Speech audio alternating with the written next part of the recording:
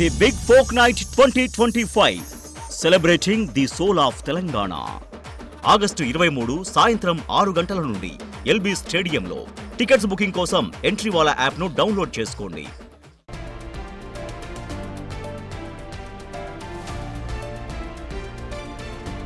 BC reservation సంబంధించిన breaking ఇది. BC reservations లో ఆర్డినెన్స్ ను గవర్నర్ కు పంపింది తెలంగాణ ప్రభుత్వం. 285A సెక్షన్ లో సవరణ చేస్తూ ముసాయిదాను పంపారు. గవర్నర్ ఆమోదం పొందగానే ఆర్డినెన్స్ నోటిఫికేషన్ వెలువడనుంది.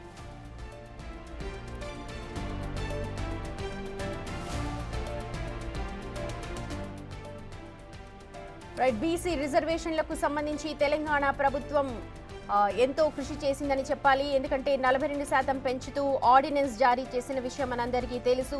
ఈ రిజర్వేషన్ల ఆర్డినెన్స్ ను ఇప్పుడు గవర్నర్ కు పంపారు. 285A సెక్షన్ కింద సవరణలు చేస్తూ ముసాయిదాను గవర్నర్ ఆమోదం కోసం పంపింది తెలంగాణ ప్రభుత్వం. గవర్నర్ ఆమోదం పొందగానే ఆర్డినెన్స్ నోటిఫికేషన్ వెలువడబోతోంది.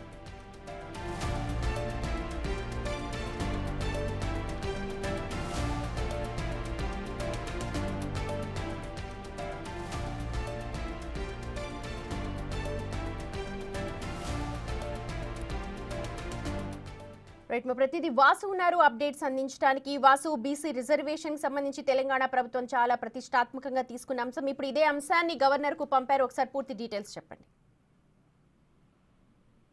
మొత్తం మీద స్థానిక ఎన్నికల్లో బీసీ రిజర్వేషన్ 42% పెంచే అంశానికి సంబంధించి కూడా తెలంగాణ ప్రభుత్వం ముసాయిదా ఆర్డినెన్స్ ను రాజ్భవన్ పంపింది. గవర్నర్ ఆమోదం తెలిపిన తర్వాత ఏదైతే ఎన్నికల కమిషన్ సంబంధించిన నోటిఫికేషన్ కూడా సిద్ధం కాబోతుంది. అయితే ప్రధానంగా కూడా గతంలో ఏదైతే పంచాయతీ రాజ్ యాక్ట్ 2018 సంబంధించి కూడా 285A నిబంధనలను సవరిస్తూ, ఎందుకంటే ఆ నిబంధనల ప్రకారం కూడా 50% రిజర్వేషన్ పెంచడానికి వీలు లేకుండా పంచాయతీ రాజ్ యాక్ట్ 2018 తీసుకొచ్చారు గత ప్రభుత్వ హయాంలో.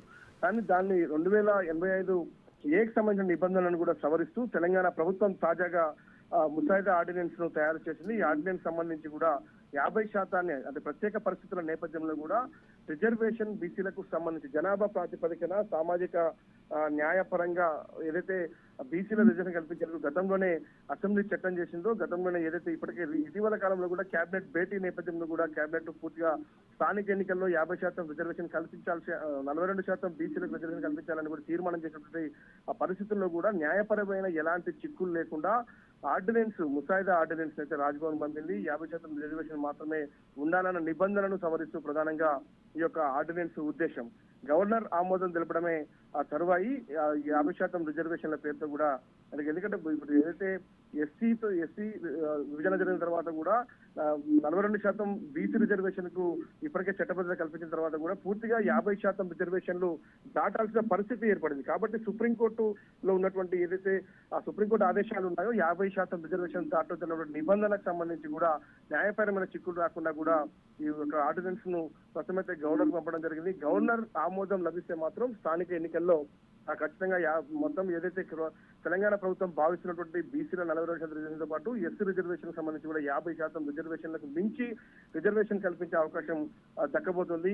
మనం చూడాలి. ఇది ఒక ఉత్కంఠమైనటువంటి వాతావరణం ప్రభుత్వానికి సంబంధించి గవర్నర్ ఖచ్చితంగా, ఎందుకంటే ఆర్డినెన్స్ రూపంలో పంపినటువంటి నేపథ్యంలో కూడా కేబినెట్ ఆమోదం కూడా ఇప్పటికే దీనిపై నిర్ణయం తీసుకున్నటువంటి పరిస్థితుల్లో గవర్నర్ సంతకం తర్వాత కూడా ఎన్నికల కమిషన్ కు నోటిఫికేషన్ కోసం పంపే అవకాశం అయితే కనిపిస్తోంది. మొత్తం మీద పూర్తిగా కూడా 42% బీసీ రిజర్వేషన్ కోసం కాంగ్రెస్ ప్రభుత్వం కట్టుబడి ఉందన్న ఉద్దేశాన్ని దాన్ని ఇప్పటికే బీసీ సంఘాలు బండి సంజయ్ లాంటి నాయకులు దీన్ని మరో రకంగా చెప్తున్నారు. దీన్ని ఎలా చూడాలి మనం?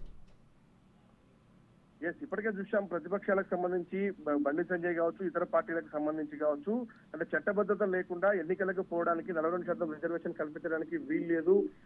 ఒక రాజకీయపరమైనటువంటి అంశాలపైన వాళ్ళు మాట్లాడుతున్నప్పటికీ ప్రభుత్వం మాత్రం అంటే ఎక్కడ కూడా చిన్న ఇబ్బంది రాకుండా ప్రతిపక్షాల చేసేటువంటి కామెంట్లకు కావచ్చు, ఎందుకంటే కట్టుబడి ఉన్నామన్న అంశానికి సంబంధించి మాత్రం ఈ ఆర్డినెన్స్ వచ్చారు. బీసీ రిజర్వేషన్ల కల్పన ఖచ్చితంగా మేము, ఎందుకంటే గతంలో కామారెడ్డి డిక్లరేషన్ అంశానికి సంబంధించి కూడా మేము 42% బీసీ రిజర్వేషన్ ఇచ్చి తీరుతామని చెప్పారు. కాబట్టి ఈ స్థానిక ఎన్నికల నుంచి రేపు జరగబోయేటువంటి స్థానిక ఎంపీటీసీ జెడ్పీటీసీతో పాటు సర్పంచ్తో పాటు మున్సిపల్ ఎన్నికలకు సంబంధించి ఆ బీసీ రిజర్వేషన్ల అంశాలకు సంబంధించి కూడా పూర్తి స్థాయిలో 42% రిజర్వేషన్ ఇస్తామన్నటువంటి హామీ మేరకే ముందుకెళ్తాం. దానికి సంబంధించి ఇప్పటికే చట్టబద్ధత కల్పించారు. కానీ ఇప్పుడు ఎన్నికలకు వెళ్లాలంటే కూడా సుప్రీంకోర్టు నిబంధనలు అడ్డొస్తున్న నేపథ్యంలో కూడా